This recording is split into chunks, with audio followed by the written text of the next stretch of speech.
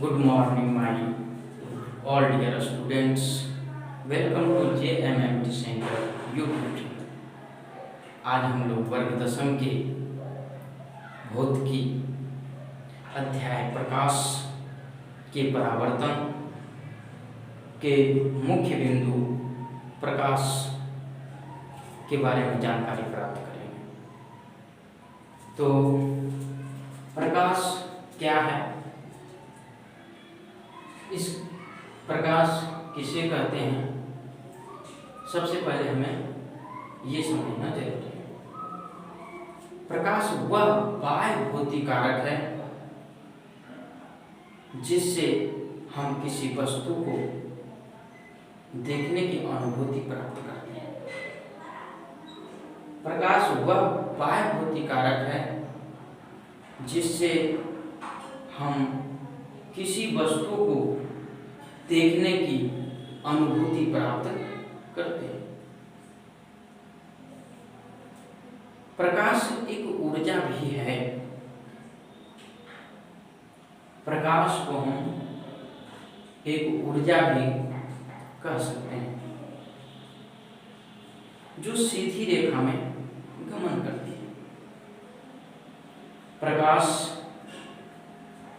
निर्वात में भी गमन करती है। निर्वात में प्रकाश की वेग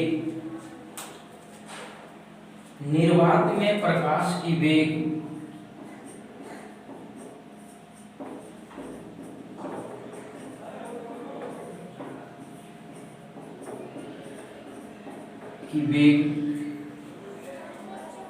3 गुना 10⁸ मीटर प्रति सेकेंड।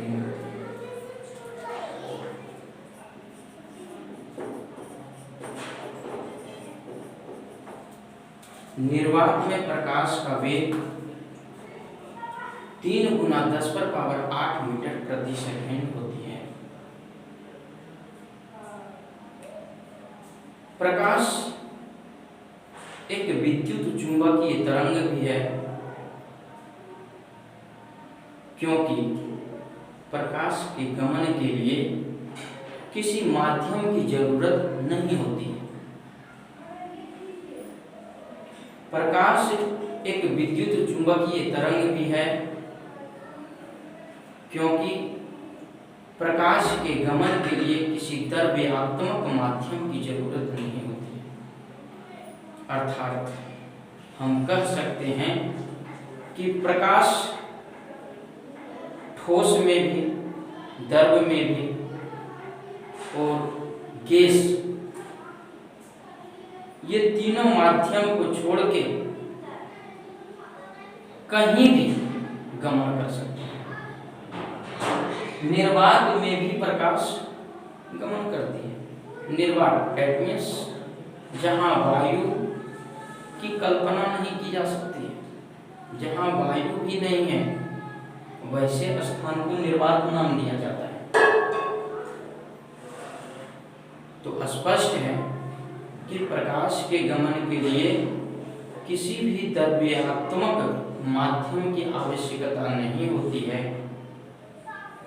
इसलिए हम प्रकाश को विद्युत चुंबकीय तरंग भी कह सकते हैं। यह पॉइंट बहुत ही महत्वपूर्ण है। प्रकाश एक विद्युत चुंबकीय तरंग है। कई बार बोर्ड परीक्षा में पूछा जा चुका है कि प्रकाश डैश है, प्रकाश डैश है।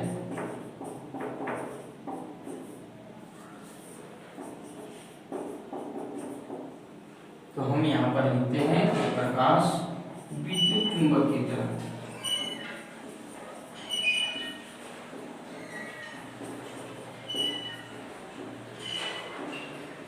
प्रकाश विद्युत चुंबकीय तरंग है। विद्युत चुंबकीय तरंग क्या होता है? विद्युत चुंबकीय तरंग को समझने से पहले हम तरंगों को समझते हैं। तरंग एक विक्षोभ है जो किसी भी माध्यम में गमन करती है। विक्षोभ जैसे जब हम शांत जल में एक ईंट के टुकड़े को फेंकते हैं तो शांत जल में एक विक्षोभ उत्पन्न होता है, एक तरंग उत्पन्न होता है। जस्ट लाइक प्रकाश भी एक तरंग है। वो भी कैसा तरंग? तो विद्युत चुंबकीय तरंग। विद्युत चुंबकीय तरंग क्यों कहा गया? क्योंकि इसके गमन के लिए किसी द्रव्यात्मक माध्यम की जरूरत नहीं होती है, इसलिए प्रकाश एक विद्युत चुंबकीय तरंग है।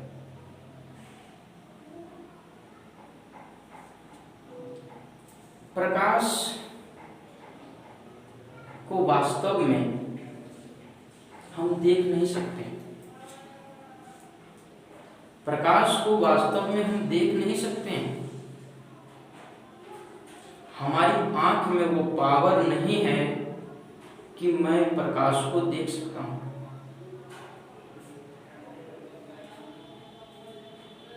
परंतु प्रकाश की उपस्थिति में जो घटना घटती है उस घटना का अनुभव हम प्रत्यक्ष रूप से करते हैं।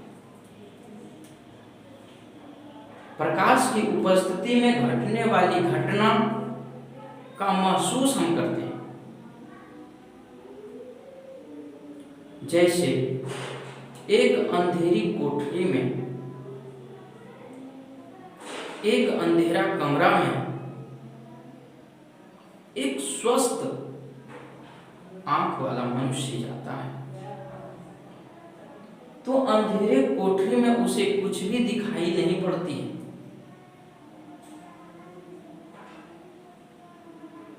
उसे अंधेरे में कुछ भी दिखाई नहीं पड़ती है। स्वस्थ आंख रहते हुए भी उसे कुछ भी दिखाई नहीं पड़ती है। लेकिन जैसे ही उस अंधेरे कमरे में एक बत्ती को जला दिया जाता है तो हमें उस कमरे के अंदर उपस्थित सारे वस्तु दिखाई पड़ते हैं। तो ये प्रकाश की उपस्थिति, ये रोशनी की उपस्थिति, लाइट की उपस्थिति की वजह से हुआ। हमारी आंख को प्रकाश देखने की क्षमता नहीं है, लेकिन प्रकाश की उपस्थिति में किसी वस्तु को देखने की क्षमता है।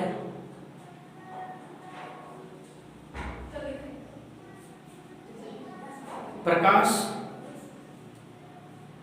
जब किसी वस्तु पर पड़ती है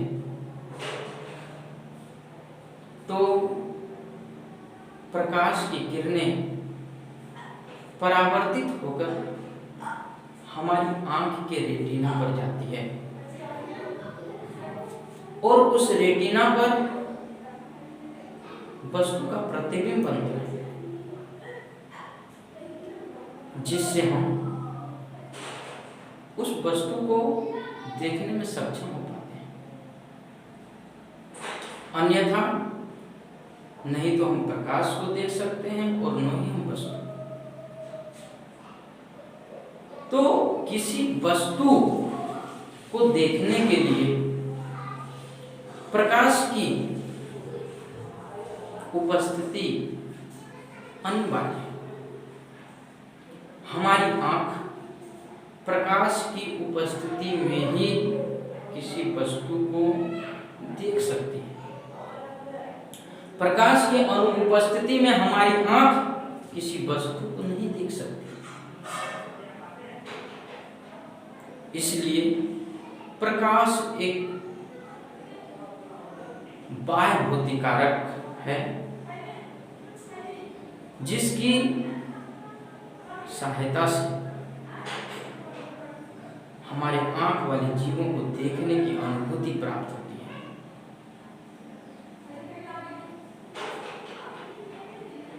प्रकाश को हम ऊर्जा भी कह सकते हैं। प्रकाश को हम ऊर्जा भी कह सकते हैं। प्रकाश एक ऊर्जा है इस कथन को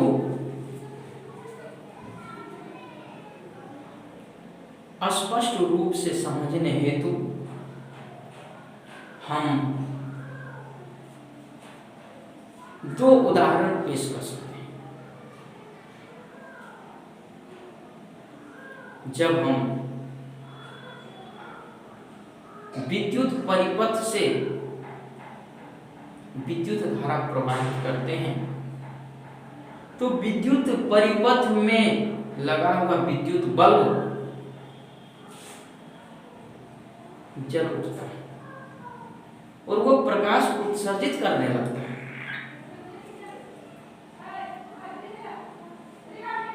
तो वो प्रकाश उत्सर्जित करने लगता है, अर्थात यहाँ विद्युत ऊर्जा का रूपांतरण प्रकाश ऊर्जा में हुआ है।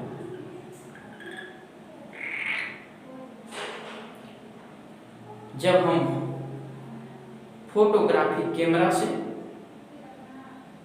फोटो खींचते हैं तो प्रकाश फोटोग्राफी प्लेट पर पड़ती है और प्रकाश ऊर्जा रासायनिक ऊर्जा में बदलती है, तब जाके किसी वस्तु का प्रतिबिंब बनता है। तो यहां भी प्रकाश ऊर्जा रासायनिक ऊर्जा में परिवर्तित हुआ। इस प्रकार हम कह सकते हैं कि प्रकाश एक ऊर्जा है। Light is an energy. हम प्रकाश को ऊर्जा कह सकते हैं। तो आज हम लोगों ने प्रकाश के बारे में महत्वपूर्ण जानकारी प्राप्त की। एक बार फिर से मैं प्रकाश की परिभाषा को दोहराता हूं। प्रकाश वह बाह्य भौतिक कारक है जिससे हमारी आंख किसी वस्तु को देखने में सक्षम होती है, अनुभूति प्राप्त करती है। हम दूसरे शब्दों में कह सकते हैं कि प्रकाश एक विद्युत चुंबकीय तरंग है जिसकी सहायता से आंख वाले जीवों को देखने की अनुभूति प्राप्त होती है।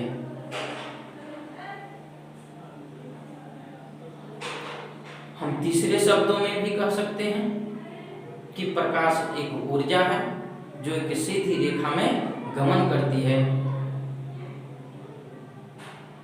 प्रकाश निर्वात में भी गमन करती है। निर्वात में प्रकाश की वेग 3 × 10⁸ मीटर प्रति सेकंड होती है। निर्वात में प्रकाश की वेग 3 × 10⁸ मीटर प्रति सेकंड होती है। 3 × 10⁸ मीटर प्रति सेकंड। तो इस प्रकार से हम लोग प्रकाश के बारे में महत्वपूर्ण जानकारियां प्राप्त किए। मुझे पूर्ण विश्वास और आशा है कि आप लोग को यह प्रकाश भली भांति समझ में आ गया। तो आज इतना ही। मैं पुनः प्रकाश के अगले टॉपिक को लेकर के आता हूं। तब तक के लिए नमस्कार, धन्यवाद।